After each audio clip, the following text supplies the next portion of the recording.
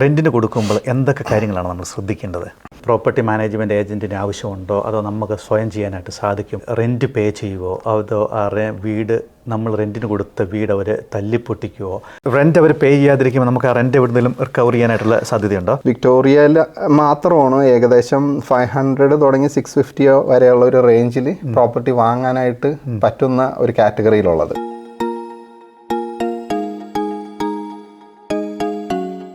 നമസ്കാരം, എല്ലാവർക്കും ജിൽസ് കിച്ചണിലേക്ക് സ്വാഗതം. നമ്മൾ മലയാളികൾ ഓസ്ട്രേലിയയിലേക്ക് മൈഗ്രേറ്റ് ചെയ്ത് വന്നതിന് ശേഷം നമ്മൾ വീടുകൾ മേടിക്കും. അതിനുശേഷം നമുക്ക് ജനറേഷണൽ വെൽത്ത് ഉണ്ടാക്കാനായിട്ട് നമ്മൾ ട്രൈ ചെയ്യുമ്പോൾ പലപ്പോഴും നമ്മൾ എത്തിപ്പെടുന്നത് ഈ റിയൽ എസ്റ്റേറ്റ് ഫീൽഡിൽ വീടുകൾ മേടിക്കുക, അസറ്റ് അക്യുമുലേറ്റ് ചെയ്യുക. പക്ഷേ ഇതിലേക്ക് ചിന്തിച്ച് വരുമ്പോൾ നമ്മൾ അഭിമുഖീകരിക്കുന്ന വലിയൊരു പ്രശ്നങ്ങളിലൊന്ന് ഈ വീട് നമ്മൾ റെൻറ്റിന് കൊടുക്കണം.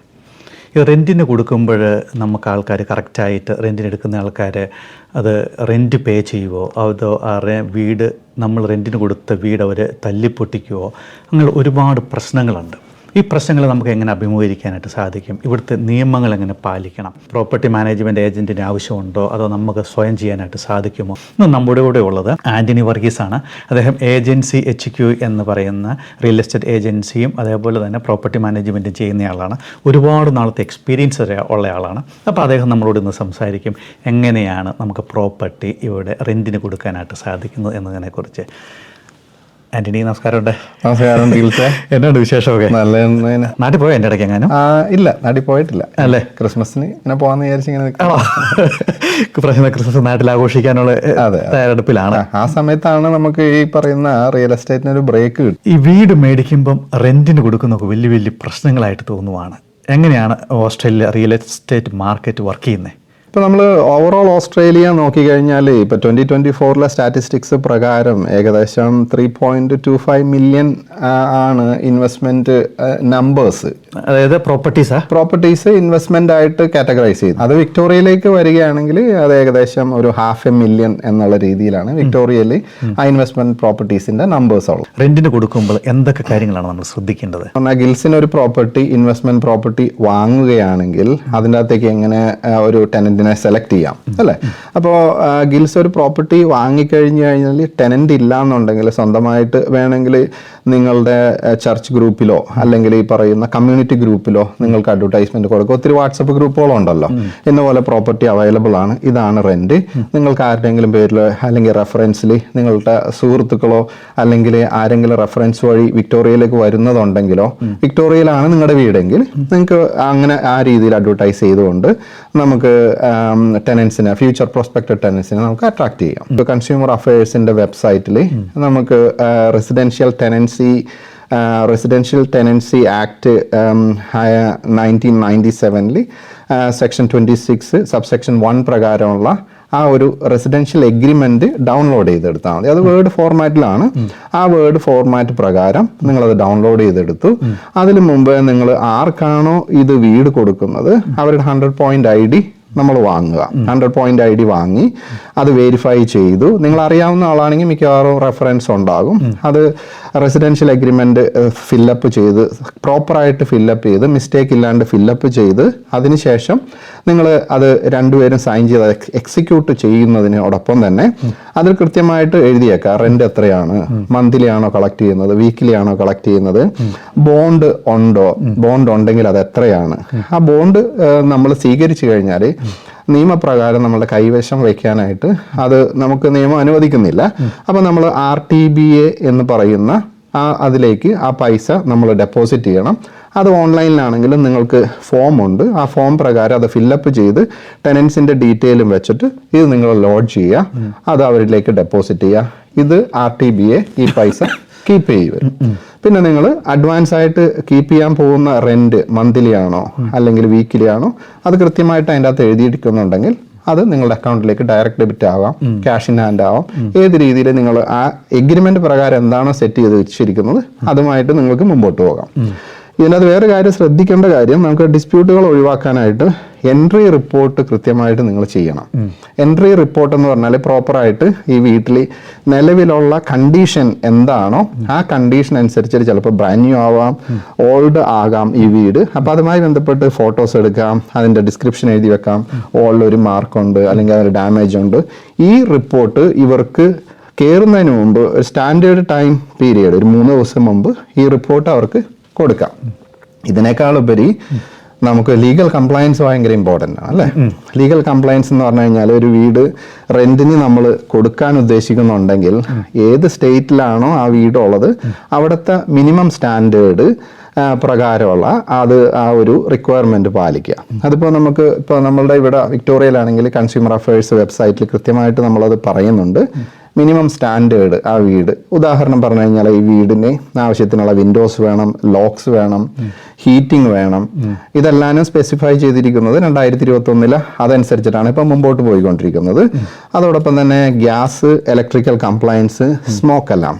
അപ്പോൾ ഗ്യാസ്, ഇലക്ട്രിക്കൽ കംപ്ലയൻസ് 24 മന്ത്സിലേക്ക് നമുക്കത് എടുക്കാം. അതോടൊപ്പം തന്നെ സ്മോക്ക് എല്ലാം 12 മാസത്തേക്ക്, അത് എവറി 12 മന്ത്സിൽ നമ്മളത് കംപ്ലയൻസ് ചെക്ക് ചെയ്തുകൊണ്ട് നമുക്കത് മുമ്പോട്ട് പോകണം. ഇത്തരം കാര്യങ്ങൾ നമ്മൾ കൃത്യമായിട്ട് ചെയ്താൽ ഗിൽസിന് വളരെ സക്സസ്ഫുൾ ആയിട്ട് ഈ പ്രോപ്പർട്ടി മാനേജ് ചെയ്ത് മുമ്പോട്ട് പോകാൻ പറ്റും. realestate.com അഡ്വർടൈസ് ചെയ്യാം, അല്ലെങ്കിൽ ഡൊമൈനിൽ അഡ്വർടൈസ് ചെയ്യാം, rent.com, ഇതെല്ലാം ചില ഫ്രീ സൈറ്റുകളൊക്കെ നമുക്ക് അവൈലബിൾ ആണ്. അതിനകത്ത് നമുക്ക് അഡ്വർടൈസ് ചെയ്യാം. നമ്മൾ അവിടുത്തെ മാർക്കറ്റ് റെന്റൽ പ്രൈസ് എങ്ങനെ അറിയും? realestate.com, rent.com ഇതിലെല്ലാം നമ്മുടെ സിമിലർ പ്രോപ്പർട്ടി അഡ്വർടൈസ് ചെയ്തിരിക്കുന്നത് നമുക്ക് കാണാൻ പറ്റും. അതിനെ ബേസ് ചെയ്തിട്ട് നമുക്ക് അതിൻ്റെ പ്രൈസ് സെറ്റ് ചെയ്യാം. അതായത് ഒരു 4 bedroom ഡബിൾ ഗരാജ് അല്ലെങ്കിൽ ഒരു ലിവിംഗ് ഉള്ള ഒരു പ്രോപ്പർട്ടി, അതിൻ്റെ ചുറ്റുപാടുമുള്ള 600 മീറ്ററിലുള്ള ചുറ്റുപാടിലുള്ള അല്ലെങ്കിൽ 500 മീറ്ററിലെ ചുറ്റുപാടിലുള്ള എത്രയാണ് അഡ്വർടൈസ് ചെയ്തിരിക്കുന്നത്.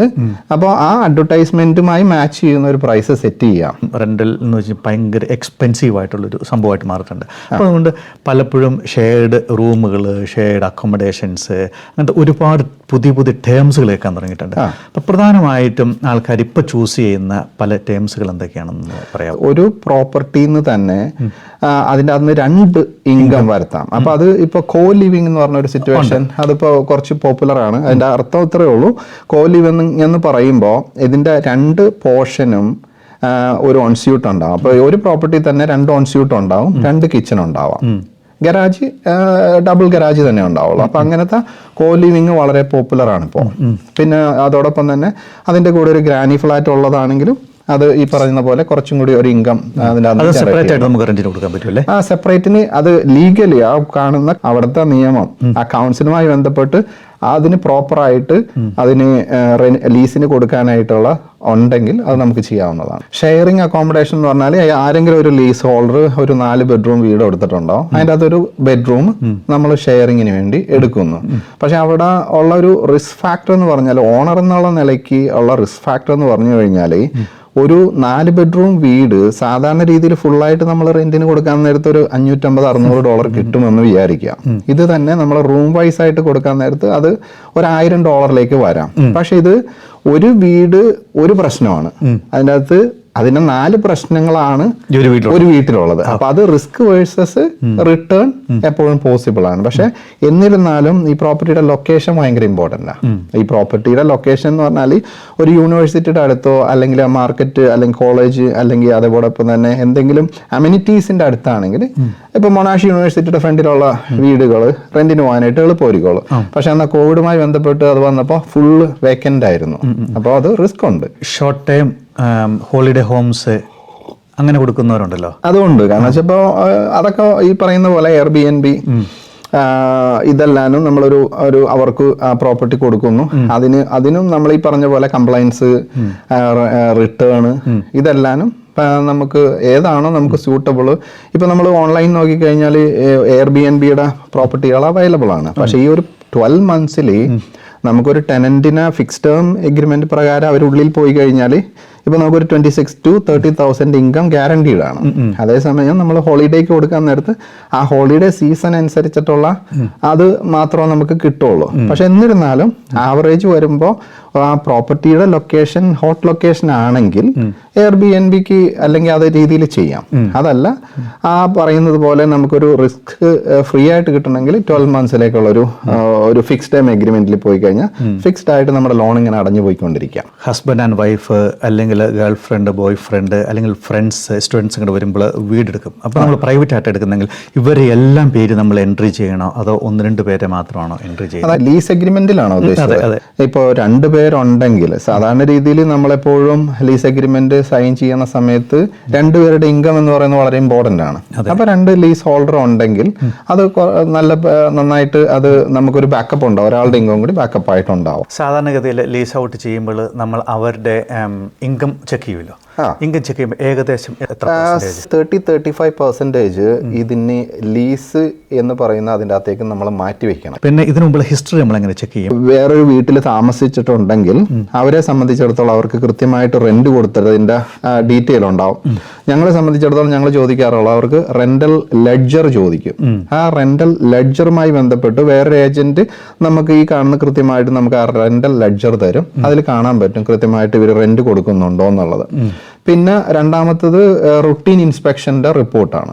റുട്ടീൻ ഇൻസ്പെക്ഷന്റെ റിപ്പോർട്ട് എന്ന് പറഞ്ഞാൽ പ്രീവിയസ്ലി ഇവര് ലീസ് ചെയ്തിട്ടുണ്ടെങ്കിൽ ഈ ലീസ് ചെയ്തിരിക്കുന്ന പ്രോപ്പർട്ടിയിൽ ആ റെന്റൽ മാനേജർ കൃത്യമായിട്ട് റുട്ടീൻ ഇൻസ്പെക്ഷൻ നടത്തിയിട്ടുണ്ടെങ്കിൽ അതിന്റെ ഒരു റിപ്പോർട്ട് ഞങ്ങൾ സ്വീകരിക്കാറുണ്ട്. ഇത് രണ്ടും ഗില്ലിന് ചോദിക്കാം, അതൊന്ന് തരാൻ പറ്റുമെന്ന് ചോദിക്കാം. അപ്പൊ ഈ 2 രീതിയിൽ വീട് കൃത്യമായിട്ട് അവര് മെയിൻറ്റെയിൻ ചെയ്യുന്നുണ്ട്, രണ്ടാമത് കൃത്യമായിട്ട് റെന്റ് പേ ചെയ്യുന്നുണ്ടെന്നുള്ള ഉറപ്പുവരുത്താൻ പറ്റും. നമുക്ക് എമർജൻസി റിപ്പയറും സാധാരണ സ്റ്റാൻഡേർഡ് റിപ്പയറും ഉണ്ട് ഇതിൻ്റെ അകത്ത്. അതായത് കൺസ്യൂമർ അഫയേഴ്സിന്റെ വെബ്സൈറ്റിൽ തന്നെ നമുക്കത് കാണാം. എപ്പോഴെങ്കിലും ഒരു എമർജൻസി റിപ്പയർ, ഉദാഹരണത്തിന് വാട്ടർ ആ പ്രോപ്പർട്ടിയിലില്ല, ടോയ്ലറ്റ് ബ്ലോക്കായി അല്ലെങ്കിൽ ഹീറ്റിംഗ് വർക്ക് ചെയ്യുന്നില്ല എങ്കിൽ ഈ ടെനൻസിന് തന്നെ അവർക്ക് ഇമ്മീഡിയറ്റ് റിപ്പയേഴ്സ് ചെയ്യാം. $2,500 താഴെ ഉണ്ടെങ്കിൽ അത് നമ്മൾ റീഇംബേഴ്സ്മെന്റ് ചെയ്യാനായിട്ട് നമ്മൾക്ക് റെസ്പോൺസിബിലിറ്റി ഉണ്ട്.